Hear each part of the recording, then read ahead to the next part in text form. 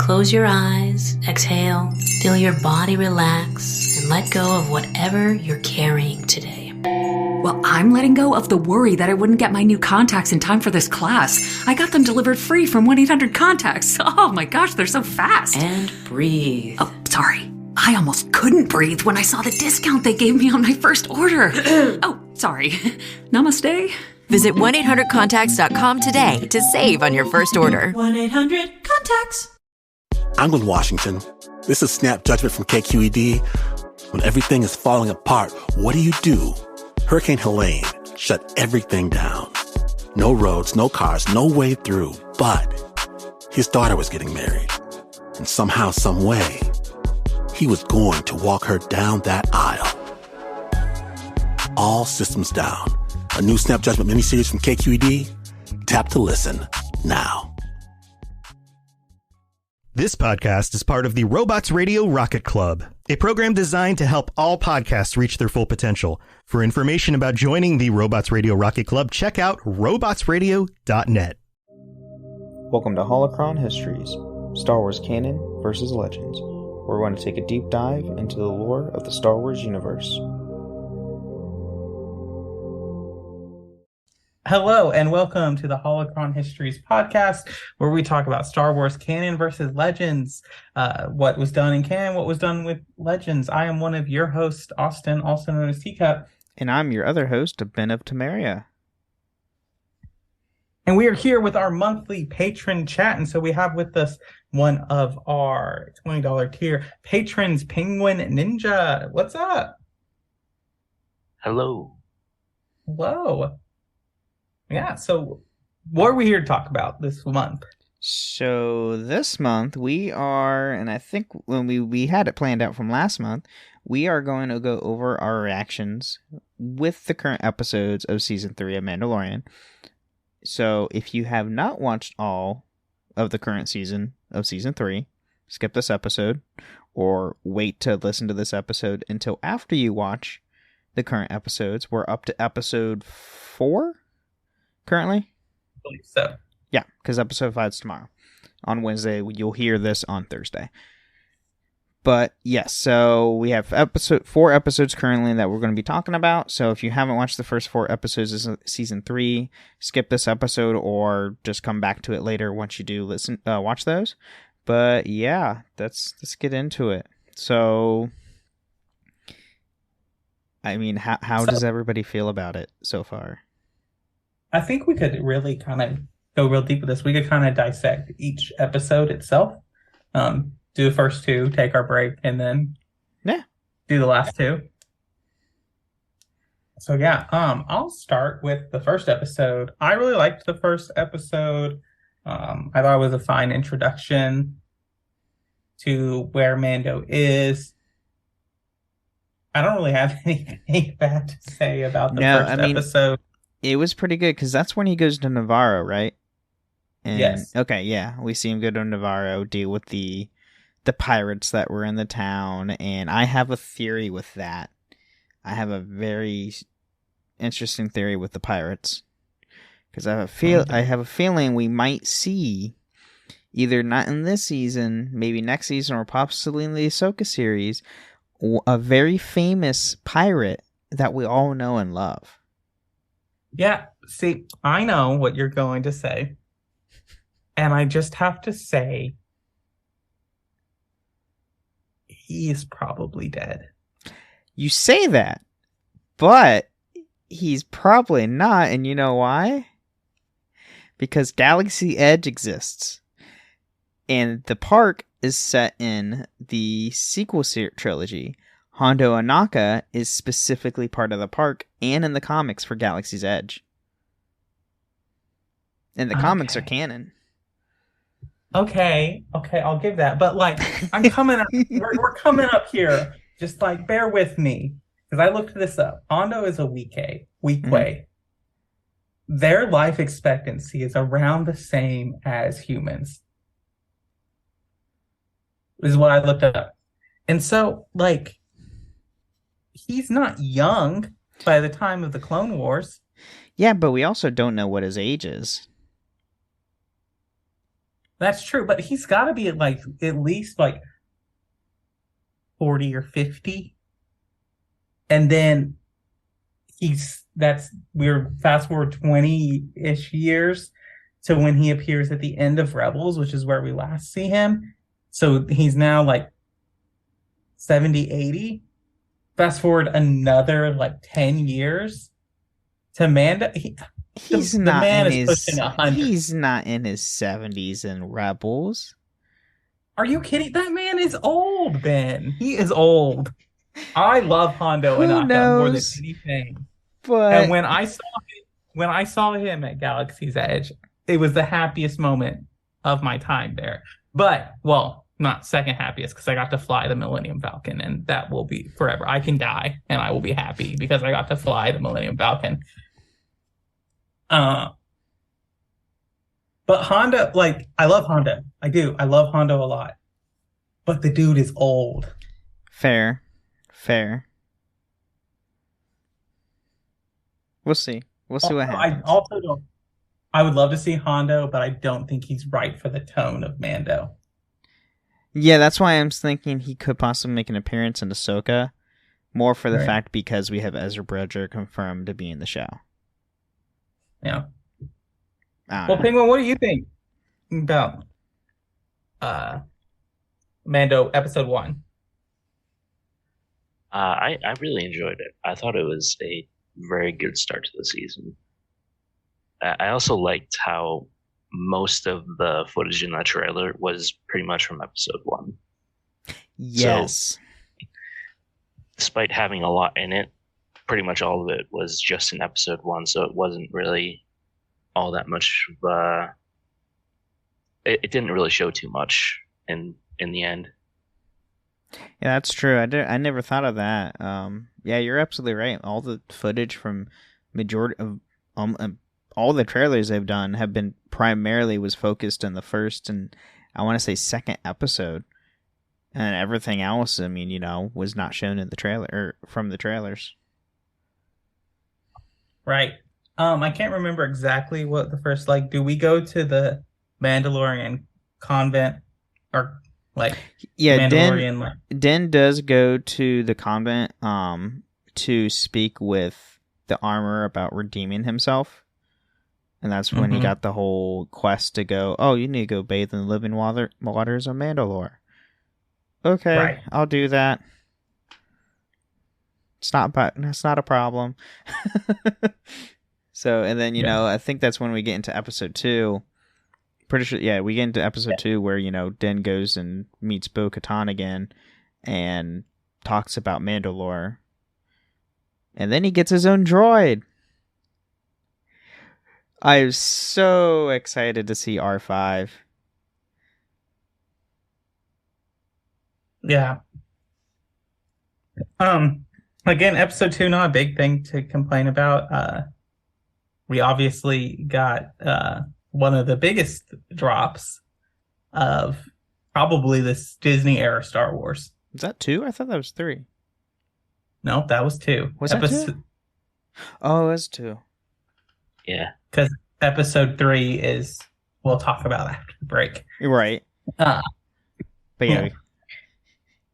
We got the major drop of all things Star Wars in Episode 2, which I don't know about you guys, but I was like on my seat. It's like, oh my god.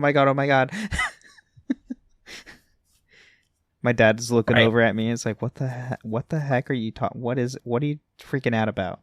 It's like, you have no idea. They're supposed to be, for anyone who's like, we're talking obviously about the Mythosaur at the end of Episode 2. And they're supposed to be extinct. Mm-hmm. Oh yeah. But I don't know about y'all, but I think that is the original Mythosaur. Ooh. That made the Mines of Mandalore. Okay. Yeah, I mean, obviously, even in Legends, we don't have barely any information on mythosaurs. We just know they existed and Mandalorians ruled them in battle from time to time. And only Mandalore, the first, and then a few others past him, were the only ones that tamed one. That was it. That's all we know. Mm-hmm. We don't know anything else. So we don't even know what their life expectancy is. For all we know, they could live for thousands and thousands of years. And if your theory is correct to where it could be like the original one, that's a whole mind-bending thing. Penguin, your thoughts on episode 2? I'm definitely interested to see where they take the mythosaur stuff, because I think bringing that in later in the season could be really cool. I also really liked later in the episode when Bo-Katan had the Darksaber and showed that despite not technically being the rightful holder of it, she had almost no issues wielding it like Din does. Yep. So I've always kind of had the theory that since she technically never lost it in like an actual challenge, because I think Moff Gideon just kind of took it from her, I think she is technically still the rightful wielder of it. I can't remember, because I'm pretty sure, did they talk about how Moff Gideon got the Darksaber? I cannot remember on the top of my head. It was explained in a book or comic, I thought. Maybe. I know, from what we know from the show, we know that from Star Wars lore, we know that Bo is gifted the Darksaber by Sabine Wren at the end of Rebels. Mm-hmm.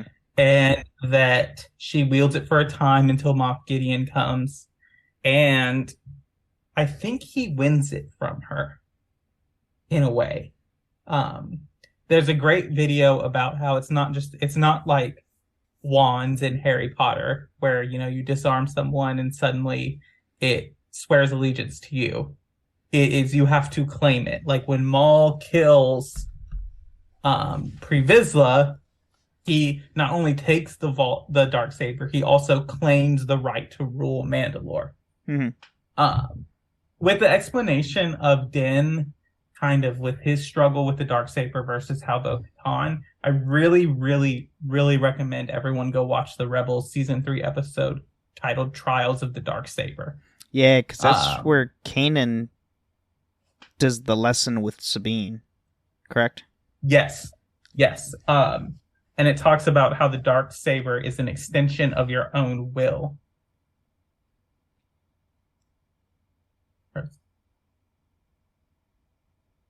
Yeah.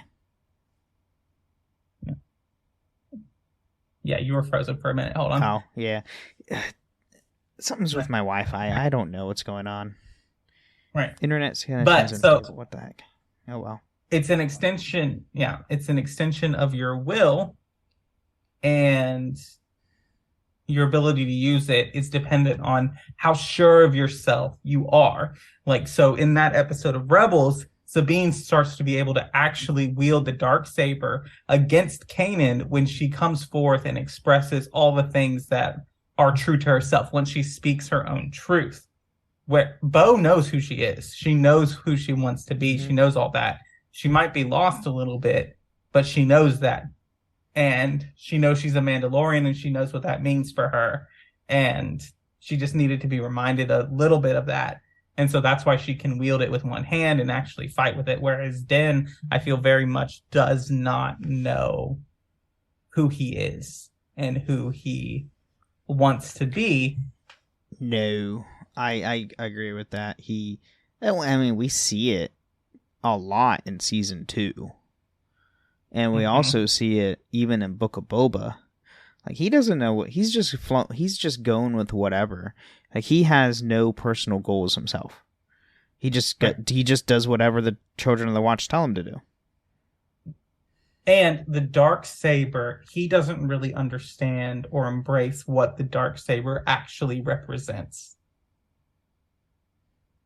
I kind of hope that at some level we see, like, that Grogu at somewhat embraces his Force training and he wields the Darksaber. Kind of bringing it full circle to another Force user finally wielding the Darksaber again. Maybe. Since Tar Vizsla. That's possible. But, going back to the Mythosaur,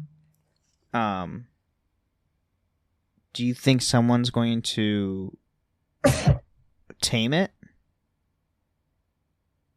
Like either Din or Bo-Katan, or all purposes Grogu, because Grogu can tame beasts. He tamed down called down a Rancor, for crying out loud. I think that's an interesting concept. I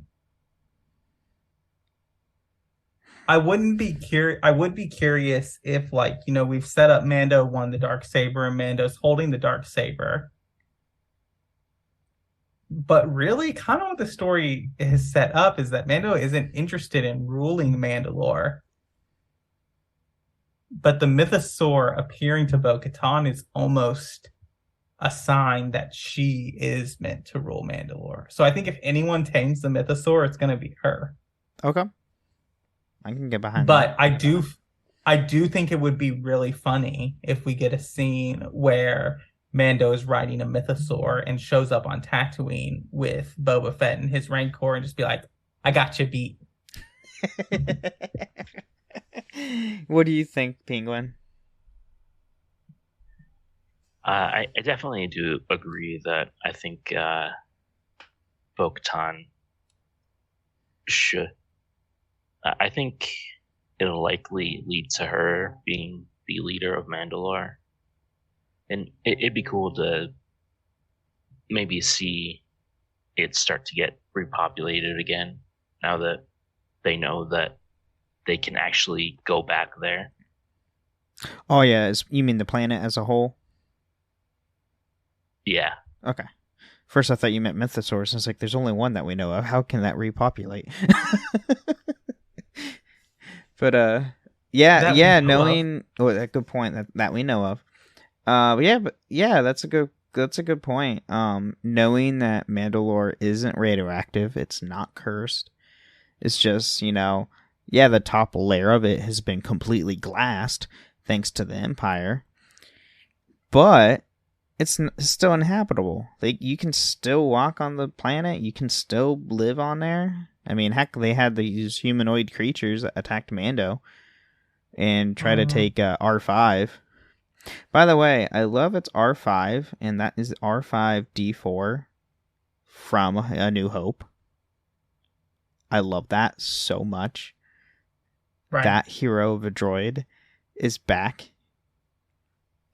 But, yeah. Yeah, I think with the Mythosaur and just Bo-Katan leading Mandalore, I just think, and we can talk about this in episode 4 a little bit, but it's just setting her up to claiming it.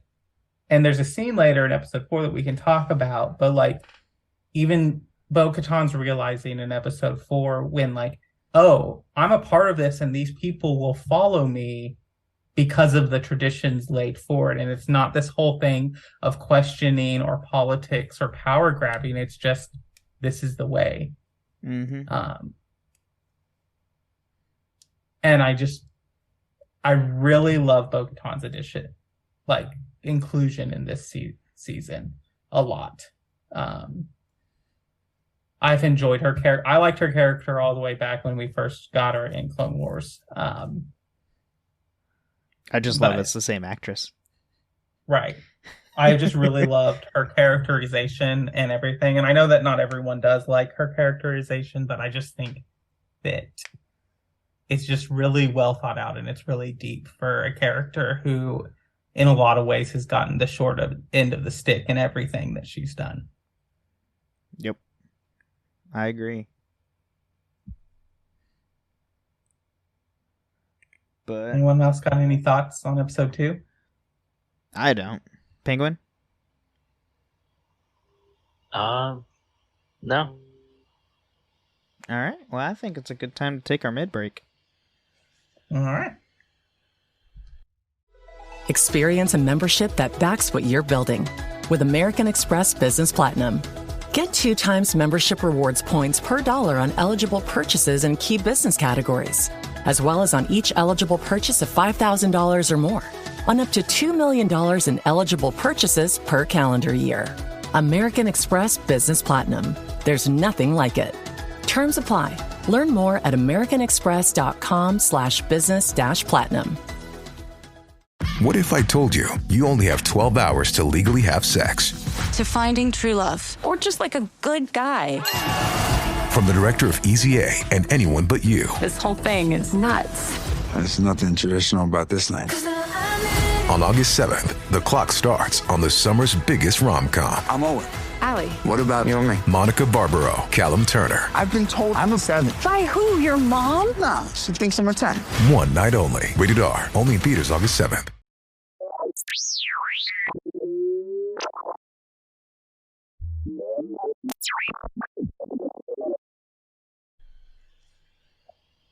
All right, well, welcome to the middle of the show where we talk about things that have to do with the podcast, but not Star Wars lore. And it's here where we thank our patrons like Penguin, who help us and support us, and we greatly appreciate that. If you want to go to patreon.com/holocronhistories, you can join us there. You can sign up at various tiers to getting episodes and joining us on the patron chat each month. If you want to do that, you need to sign up at our $20 tier or higher, but you can come and hang out with us on Holocron and join us for these great talks. If you can't leave us or you can't join us on Patreon, you can leave us a rating or review or comment now on Spotify. If you leave us 5 stars and some kind words, we'll read it out on a future episode of the show. Ben, did you have a chance to look through Spotify? I have. I haven't seen anything pop up yet. It's weird because it's episode based. It's not by podcast, it's by episode. So I would have to sign back in to Spotify to double check to see if anybody left any comments, but I'll have to do that for next week. But yeah, you can actually now comment on an episode, and there's a question that's going to be on each episode. It's typically the default question, what did you like about the show? And then feel free to comment, and we, depending on the comments, we'll read out loud on the show. So, yeah. And who knows, maybe one day we'll start doing questions there that you can respond to and interact with the lore. And it might be a way to do that. That's fair. Yeah. And so, other than that, I can just tell you to come hang out with us on Discord, on the Cups Podcasting and More, or the Robots Radio Discord. You can find those links in the episode description. You can go to the website, cupspodcasting.com, and join our Discord that way. But you can find us both on the same names, except for Ben is Ben of Kenobi on the Cups Podcasting Discord. But you can find us there and hang out with us there. Other than that, I think that's all I got. Cool. Yeah. And then do want to remind everyone, we do live stream these episodes every Tuesday at 8 p.m. Eastern, 5 p.m. Pacific on Twitch at my Twitch channel at twitch.tv/Ben of Temeria. And I also do live streams for my Wizarding World Lorecast show every Wednesday night at 10 p.m. Eastern and 7 p.m. Pacific. But that's all I have to add. But yeah, let's get back into episodes 3 and 4.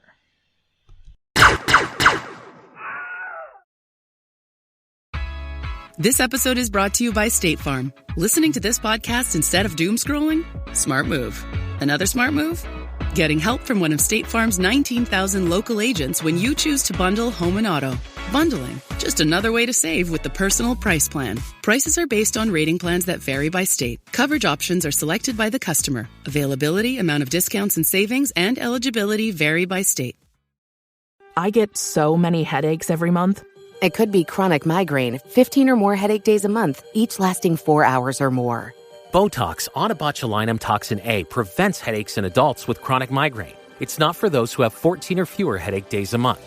Prescription Botox is injected by your doctor. Effects of Botox may spread hours to weeks after injection, causing serious symptoms. Alert your doctor right away, as difficulty swallowing, speaking, breathing, eye problems, or muscle weakness can be signs of a life-threatening condition. Patients with these conditions before injection are at highest risk. Side effects may include allergic reactions, neck and injection site pain, fatigue, and headache. Allergic reactions can include rash, welts, asthma symptoms, and dizziness. Don't receive Botox if there's a skin infection. Tell your doctor your medical history, muscle or nerve conditions, including ALS, Lou Gehrig's disease, myasthenia gravis, or Lambert-Eaton syndrome, and medications, including botulinum toxins, as these may increase the risk of serious side effects. Why wait? Ask your doctor. Visit BotoxChronicMigraine.com or call 1-800-44-BOTOX to learn more. All right. So, episode 3.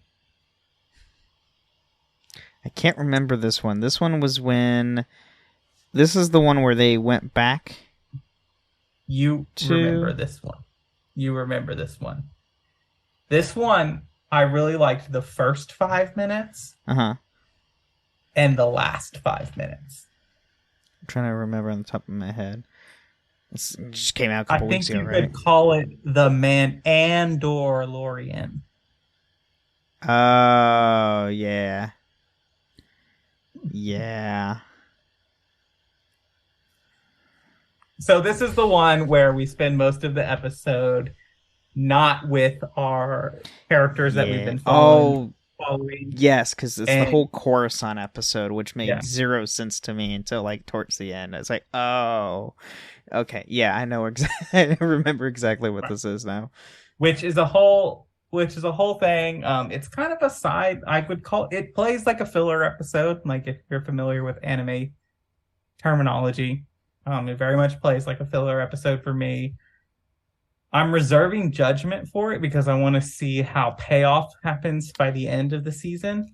I have a strong feeling the things that we saw in that episode will be towards the end of the season. Yeah. I did appreciate some of the Coruscant lore that we got, especially about the mountain, which we will see again in the next episode. Mm-hmm. Oh, yeah. And I think that it was interesting to learn about kind of post-Empire New Republic and how it kind of is both good and bad. Mm-hmm. And people are still people. Yep. Yeah, this episode... this episode really showed... we never got in anything in the films... or really in season 1 or 2 with the New Republic. We don't know. We didn't really get a whole lot of back info. The only thing on the sequel trilogy we knew, a lot of planets in the New Republic blew up. Other than politics, so we didn't know anything. And this episode had a clear vision of, hey, this is the New Republic, this is what they're doing, and this is like the politics and this everything. It's like, oh, okay, so it's pseudo-Empire Republic is what I'm catching at. Right.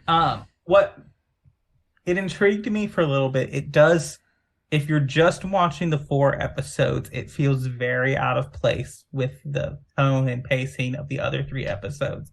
But like I said, I'm kind of in a moment of like reserving judgment to see how it ties in back.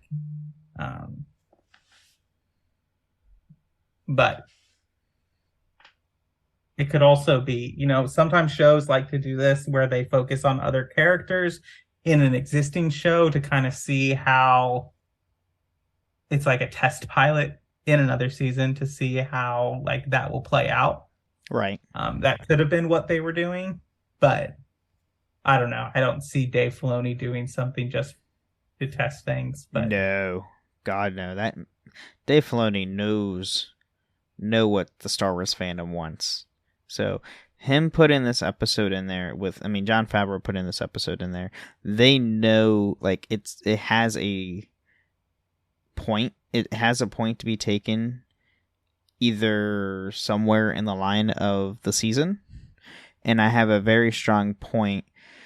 I have a strong theory that we're going to deal with Moff Gideon again. I 100%.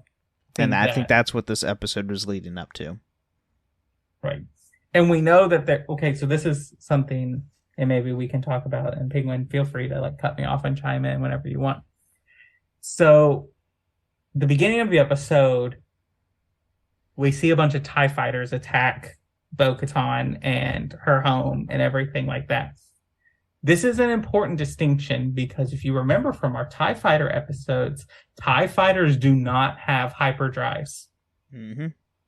They have to be deployed from a Star Destroyer or a moon base or a space station or something. They cannot just, like X-Wings, they can't just fly wherever they are because they don't have hyperdrives. So somewhere there is an Imperial warlord either on Concordia or on Bo-Katan's planet or one of the other moons of Mandalore that is playing the games. And I think it's Moff Gideon. It's the only thing that makes sense because he was the Grand Moff of the Mandalore sector. Yep. I fully commit that, yeah. My like, I guess problem with that is he was arrested by the New Republic, so how did he get out is basically my question. True, he did, but here's my theory that comes in with it. Yes, he did get arrested by the New Republic, but one, we didn't see him actually get taken by the New Republic. There's that. Two, they have that the reinstitution thing they have going on with the Empire employees and everybody under the Empire to get restabilized into the New Republic. So, okay, yeah, he did a great job. Let's put him out in the world, kind of a thing. And he just goes back to his same shady stuff. Or somehow he was in there and still somehow got away, or used his influence. Like, I mean, I don't know. There's a lot of things that could be played into it, and I feel like Moff Gideon is one of them characters to where he will use everything in his advantage to do what he needs to get done. Influence, power, money, who knows? And as we see, the New Republic isn't afraid to get their pockets put with credits. Because we see all those politicians going up against what's his name, the scientist, to get cloning, which is illegal. Right. Well, it's also a thing of like, I am curious about the introduction of the Mind Flayer machine, which, if you play D&D, you're familiar with the Mind Flayer, or even if you have watched Stranger Things, you're familiar with kind of what a Mind Flayer is. They eat your brain. That's their thing about it. Like, they eat your brain. And so it's interesting to me about this electromagnetic pulse. And if you've researched any kind of like the electric like circuitry of your body and your brain is a very like fragile system that, depending on what you introduce and where, it's why like sometimes with an AED, sending a shock through your body can help you, but it can also kill you. It just all depends on how your body's going to respond to that. And so the idea that they're using it to kind of like in this re-education thing, it almost sounds like this is the precursor to how the First Order is going to set up their stormtrooper recruitment. Yeah, that's a good point, actually. Because we know that they do some type of conditioning, brainwashing, education thing in the First Order. That is true. Thoughts, Penguin?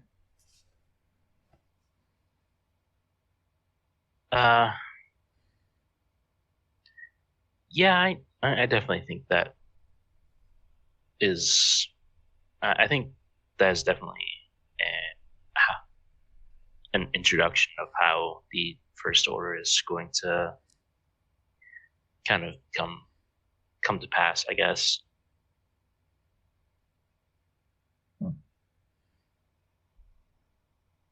Well, yeah. If you haven't, you could read the book Bloodlines, which is all about kind of the buddling of the New Republic in the wake of what's happening with the First Order. It's told from Leia's perspective, so it's interesting. But it is an okay book. Interesting material delivered in an okay fashion.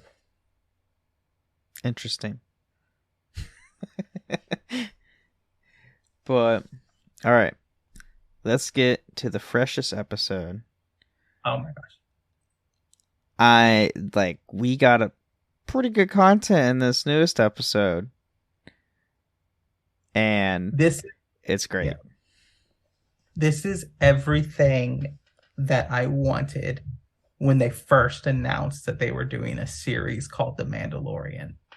This episode had everything that I wanted in it. So, like, a bunch of Mandos going on a hunt and being Mandos themselves and training exercises. When I say that I would watch an entire show that is just a group of Mandalorians going through the wilderness, it is not an exaggeration. I would absolutely watch every single minute of that show.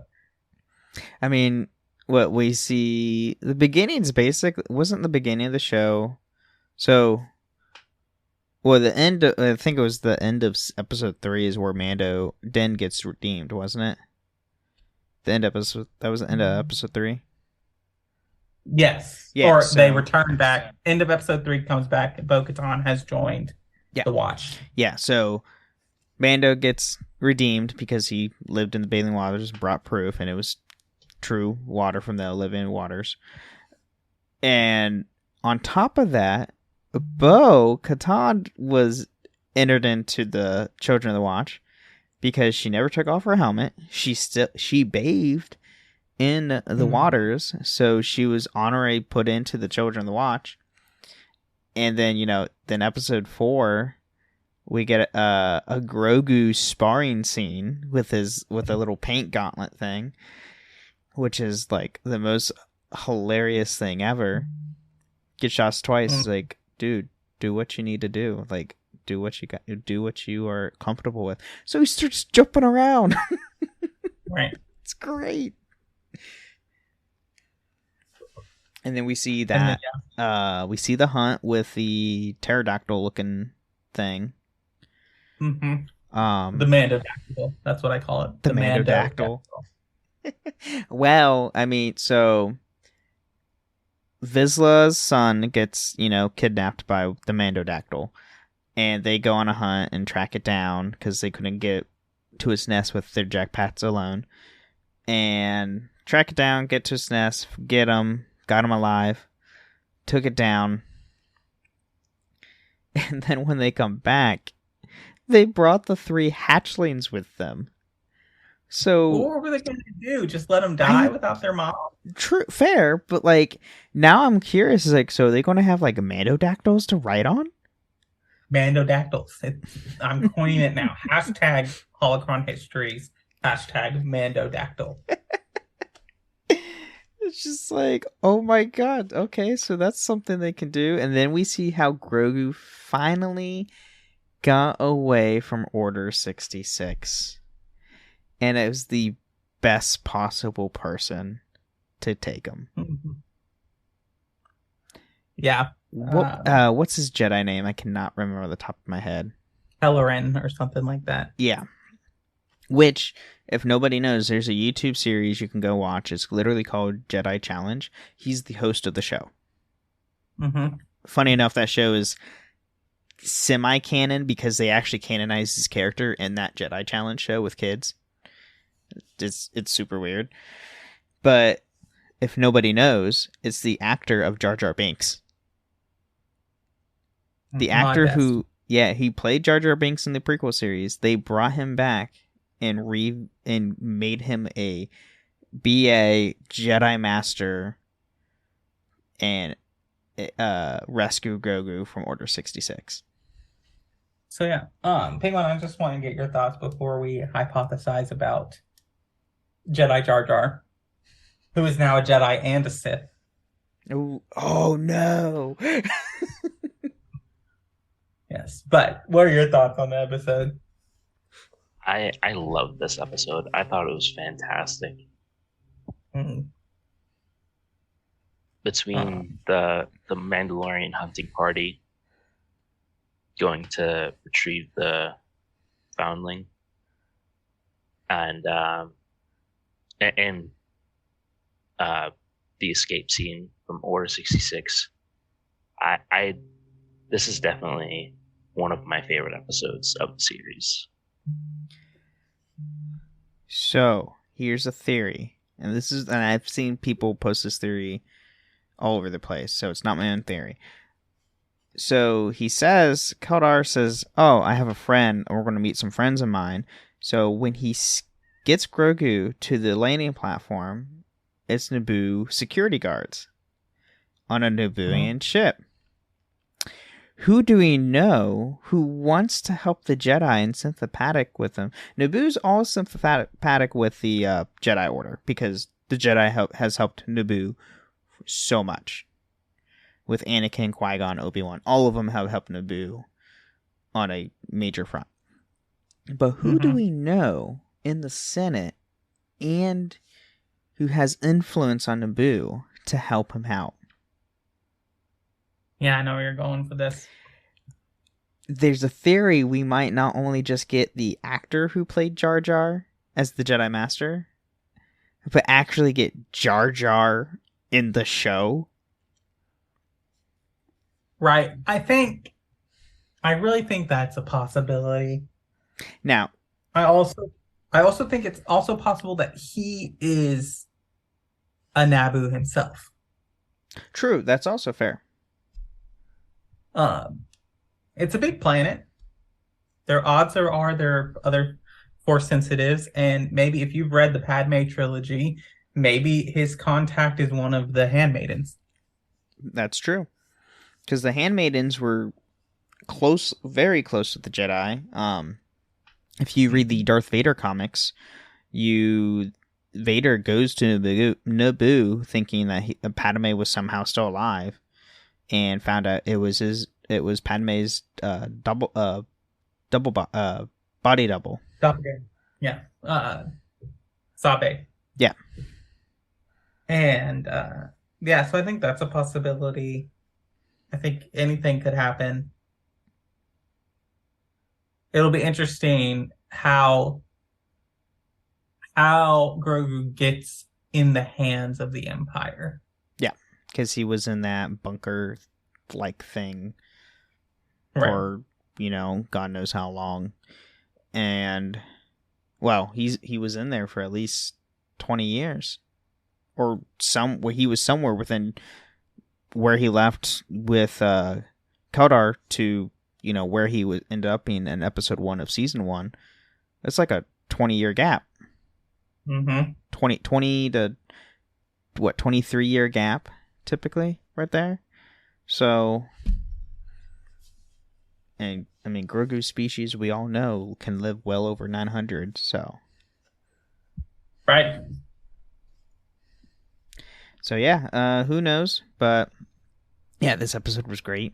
Seeing that Grogu gets another piece of armor, which is epic.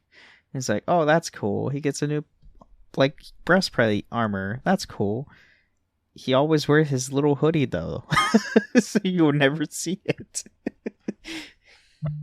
But as he's making that armor, and the poor kids having Vietnam flashbacks, it's right. just. Oh god, it's so bad. I felt so bad for Grogu. But I want to talk briefly about Bo, because I really think, as much as I love Mando and I love Grogu and I love all that thing, she has been my favorite part. She her realization with everything, and it's coming back to the mythosaur, and it's ooh, because what's her family coat of arms is a the Night Owl. The Night Owl. And she asked to be made. Oh, well, she lost a piece of armor fighting the Mandodactyl, so she asked to get it. She's gonna new Beskar made shoulder pad, and she asked the armorer to make it in a mythosaur skull. To where it's like, oh, can I have a mythosaur on top of the Night Owl? It's like, you're Mandalorian, this is the way. It's like, whatever. Mythosaurs belong to everyone. It's like, all right, cool. Have you ever seen one? What? Right. What if you've seen a real one? Well, you're lucky. That's it? That's all you have to say? I think the armorer I very much think that the armorer, who she really is under the helmet, and Bo-Katan, I think they know each other. That she either was under the Death Watch under Maul, and that explains the horns in her helmet, or there's some other connection to Clan Kryze, and they know who each other are. I had a brief thing of like, what if she is also Clan Kryze, and she is Bo-Katan and Satine's mother? I thought about that possibility. I just really think, but like with Bo, like it's just really healing for her. And I really enjoy that part of the series where she can lead and like really be led because she's been chosen to lead, and not have people constantly second guess her, like, oh, you're only leading because you were in with Pre Vizsla and now you were gifted the dark saber, so you don't have a right to lead. But people saying like, oh no, you were the one who had this idea, you, based on your merit, you're leading this, and so you get the privileges of leading because you've earned it. Yeah. I just really I love this whole episode and her entire arc. Yes, I agree. And yeah, this is definitely going to drive a path for her character down the road in this season. I mean, do we know how many episodes are this season? 8, I believe. Okay, so we're halfway through the season. So when we get to next month, hopefully we'll have all 8 episodes and we can talk about the last 4 episodes of the season. But yeah, I feel like this season is, I mean, and we've seen this so far in up to with the 4 episodes. Yes, there's been a lot of Din and Grogu content, but there's been well more. Bo-Katan has enough content of the both of them together, and adding her into the mix, I feel like it's by the title alone, The Mandalorian. I feel like it's going to be more about multiple than just one. With Din becoming, like, eventually he'll have to figure out what he's going to do. And then Bo, I mean, obviously come into the own a fact of, like, realizing she might be able to lead Mandalore again. And, like, revitalize the planet somehow.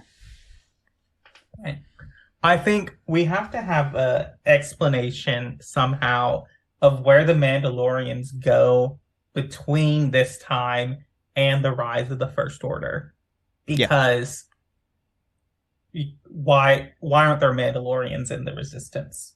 Because I don't think they would go for the First Order any more than they went for the Empire. I mean, we do know Jon Favreau and Dave Filoni both confirmed the Mandalorian will tie into the sequel trilogy at some point, so we'll get that.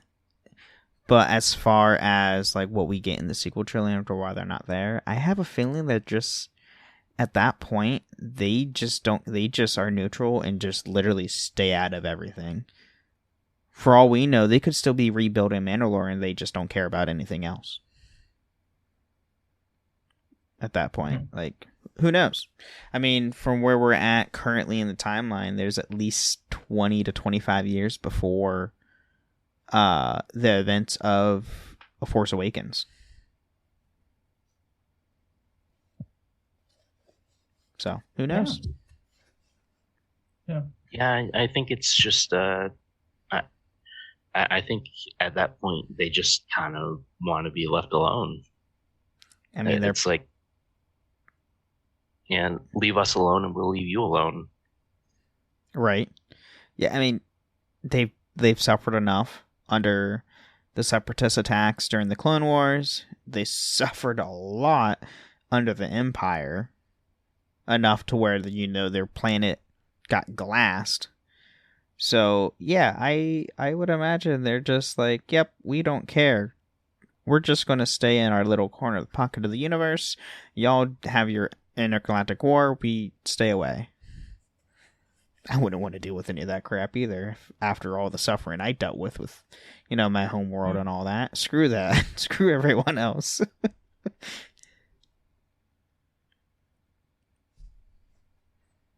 But, yeah.